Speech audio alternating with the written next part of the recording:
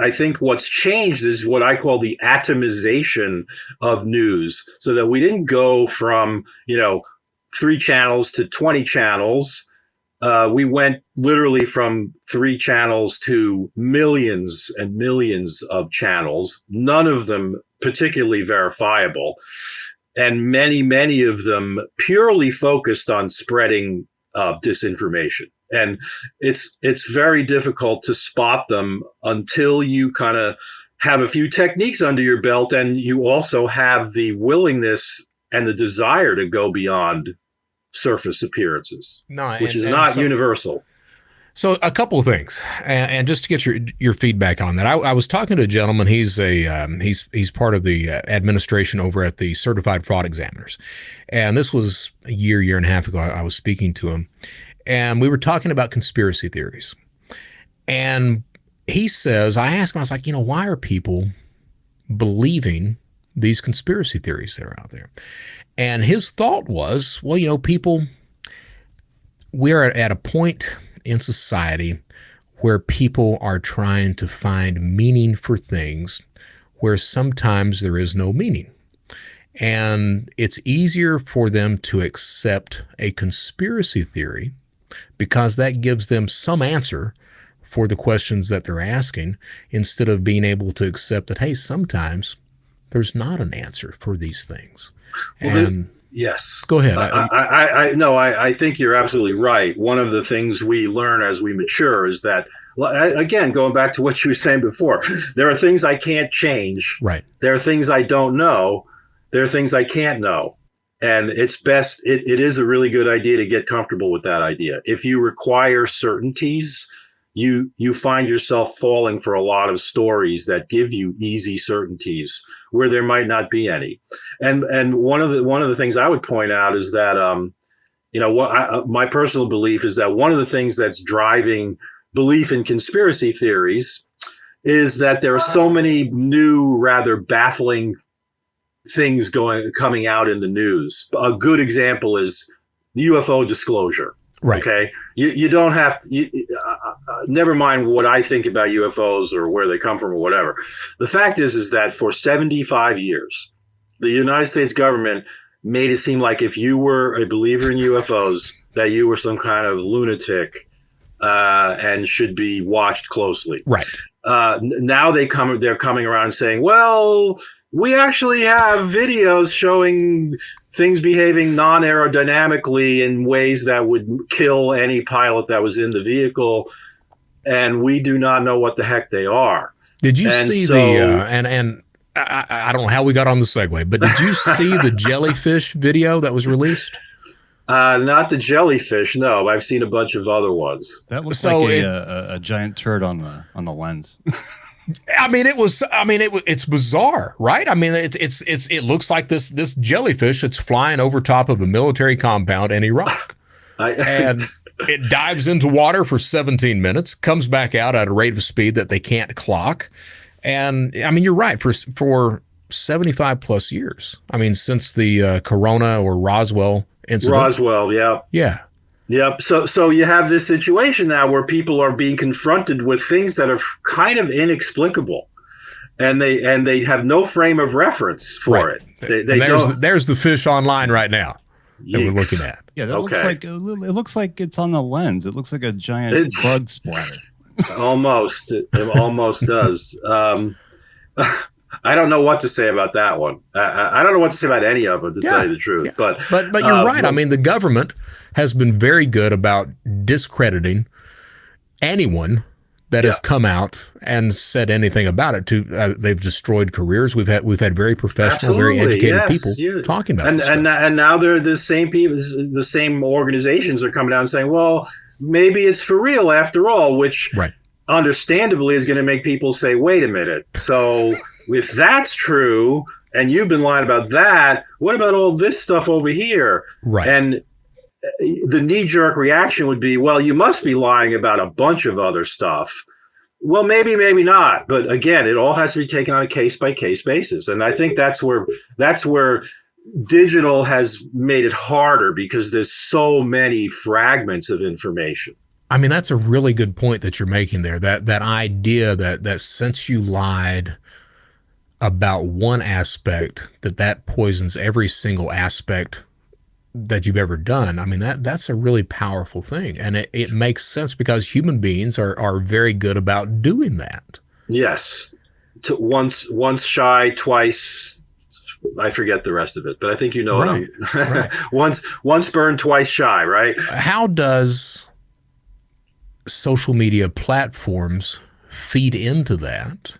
Well, they have a very interesting business model, which I'm not sure how many people know how the foundations of that were set. And I'll very briefly describe my understanding of it. Okay. Back in 1996, there was a law passed called the 1996 Communications Decency Act, and it was called Section 230. This section of that act specifically gave what were then known as bulletin boards, such as CompuServe and Prodigy and places like that. These are very primitive, pre-social media, one-directional bulletin boards where a CompuServe or maybe an AOL or somebody, they'd have literally an electronic bulletin board, just like a cork bulletin board at the coffee shop. You couldn't do anything except post something there, and that was it. There was no promotion. There were no ads. It was just a bulletin board, like Craigslist. So Right. kind of. And so Congress, understandably, wanted to protect those companies from liability if some fool put up some, libelous, let's murder so-and-so sort of thing, right? And that person turned up dead. They wanted to shield those people from that, which made sense at that time. Well, years later, probably close to 20 years later, here comes social media, maybe 15 years later, social media, the big platforms, Facebook and Google with YouTube and X, which was then known as Twitter. Right. They took that loophole and they said, well, guess what? We're going to say we're a bulletin board. Okay. And we're going to say that we're not liable for anything that anyone posts on our platform, no matter what it is, no matter where it comes from, doesn't matter. And you know what? The Supreme Court has upheld that. Okay.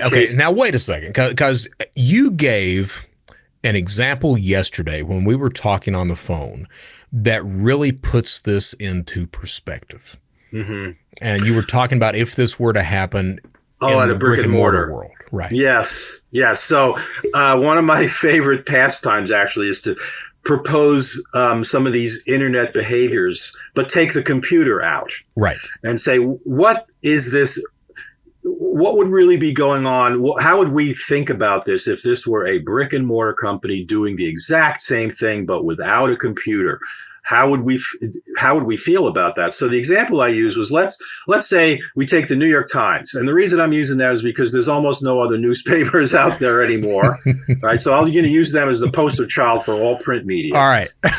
So they're located in New York City. They have an office in Times Square. Let's say they opened up a storefront in Times Square, and they put a big billboard on it and said, anybody who wants to come in here and type up anything they want, we will take it. We will put it up on the New York Times website. Not only that, we will print it up on the New York Times presses. We will distribute these newspapers. Not only will we distribute them, we will find audiences for you. We will go around town with town criers saying, who is most interested in killing Big Bird? Because somebody posted, let's kill Big Bird. He doesn't like Big Bird, right? We will find all the people who want to kill Big Bird, and we'll make sure they read what you just said. And they go around and they do that. And then a week later, Big Bird turns up dead. Do you think that the New York Times might find themselves in a little bit of hot water in that situation? Nah, not their fault. Not their fault. Or for instance, what if it was CBS News? FCC would be all over them. Right. Their license would be just about revoked right on the spot. But here we have these social media companies who are neither fish nor fowl, according to them. Although I say they're publishers straight up. I don't think they're anything but they will say we are not publishers because we don't create any of this content. Well, yes, but you have created a global, vertically integrated distribution and monetization system, which you, by the way, Mr. and Mrs. Platform, have made trillions of dollars off of somehow. I refuse to accept that is not on purpose. I agree. I mean, it's and as you're explaining this, it's occurring to me that it all boils down to who has the most money. Is what it seems like to me. I mean, these days it always has. I think. Yeah, it always has. But you've got Meta, you've got X, you've got whatever other social. Well, Google with YouTube is huge. Yeah. And here's what really gets me. You're absolutely right. If it were a newspaper and someone posted something like that to advocate the murder of someone or violence or pornography, illegal pornography, or whatever that is, drug trafficking, what have you. Yep. If it were a brick and mortar newspaper that did that, it would not last for long. Mm-hmm. Absolutely not. But because it's online, it's acceptable. But here's the thing that I'm thinking now that you've explained it like this. It really depends on who's posting it, on who's, allowing what on their platform. Because if you look back at something like, say, Silk Road 2010, Ross Ulbricht simply built a platform for people to come in and advertise whatever they wanted to for sale. Mm-hmm. Mm-hmm. And come to find out, all the advertisers were selling illegal stuff, but he got life in prison for that. Right. Meta is very good, and I've talked about this for years now, since I came over to the good side, but Meta is very good about harboring illegal content online. I can go on Facebook at any point, do a keyword search for stolen credit cards or checks or identity information, and I will find countless Facebook groups that Meta does not take down. Mm-hmm. And talking to some insiders from Meta, they typically say, well, you know what, if we take that down, it makes we're scared, the lawyers are scared they'll become liable for the rest of it, which I guess feeds into this whole idea of them arguing, hey, we're not creating the content. We are not publishers. We're hands off. We're just allowing people to come onto the platform and disseminate this garbage that's here. I believe they feel like that is their inoculation. And so far they've been right. It has been. They've been able to monetize all kinds of information, much of it disinformation, right? A fair portion of it. And I don't really even interact with Facebook very much at all, but a fair amount of it probably illegal. Right. And certainly distasteful and would not pass muster at almost any other major media company. But because they present themselves as a sort of, it's a publicly held company with pretensions to be good for society, right? To be connecting people, to be facilitating communication. That is what they present to the world. But I think by this time, most people know what they're really up to. But the thing is, they got themselves in a position where, yes, they are the big player in the room, and it's going to be very difficult to dislodge them because of the amount of money they have. Right. But I think even more importantly, frankly, Section 230 just simply absolves them. You're right. There was a case recently called Gonzalez versus Google, which was an incident, which was a case that was upheld by the Supreme Court, affirming the non-liability of Google.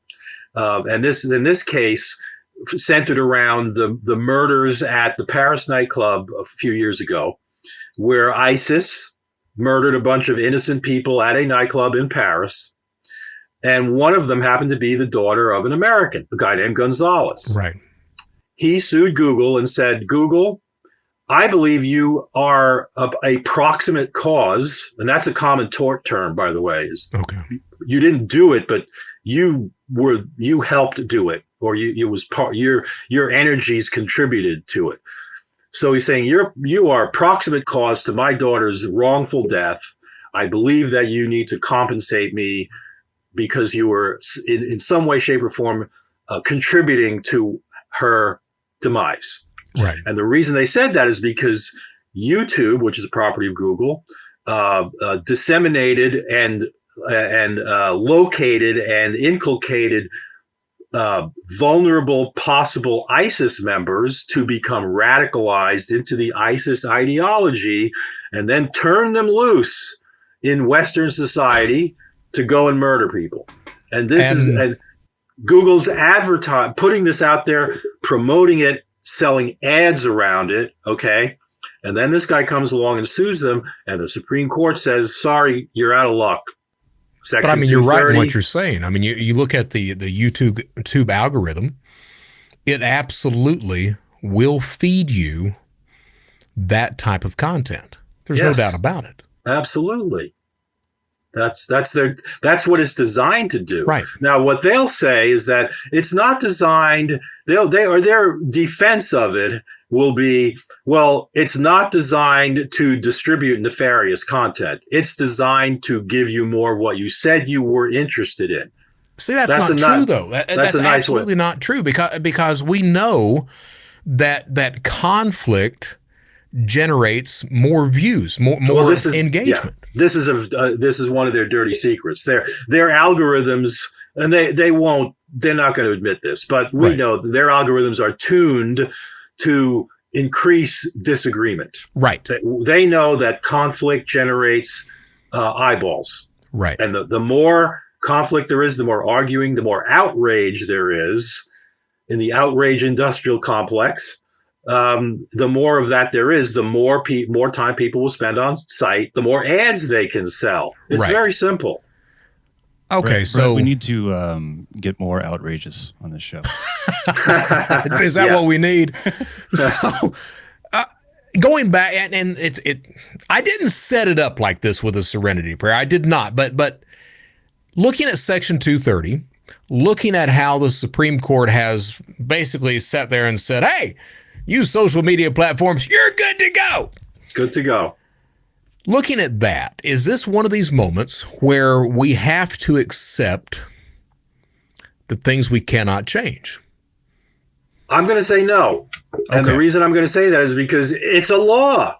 Laws can be changed. Right. But we need a constituency that will push legislators to do that. It's not going to be easy, but I have a feeling like it might even be a bipartisan issue.